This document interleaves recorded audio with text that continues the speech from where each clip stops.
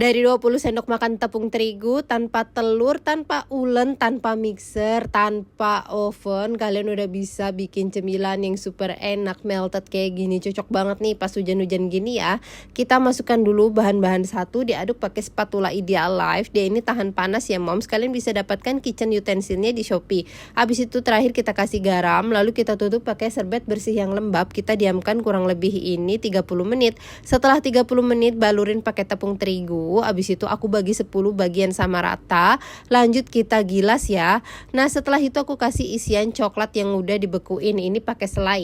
Lanjut kita diamkan lagi 15 menitan sampai 20 menit. Terus aku masukkan ke dalam air. Abis itu kita balurin pakai tepung panir. Tapi kalau kalian gak punya tepung panir, boleh langsung digoreng. Siapkan kompor induksi Ideal Life tipe L201A. Gak bikin pantat panci cepat hitam. Harganya terjangkau, gak boros listrik. Abis itu kita goreng pakai marble set cookware Ideal Life tipe L22A yang gagangnya bisa dilepas pasang sehingga memudahkan penyimpanan, dan dia juga anti lengket. Satu set ini isinya ada 4, 2 fry pan dan 2 panci ya. Kalian recommended banget ya harus punya ini. Kalau udah kecoklatan kita balik. Nah ini udah matang, terus diangkat. Isiannya bisa kalian sesuaikan selera masing-masing ya. Super praktis banget. Yuk cobain bikin juga di rumah moms.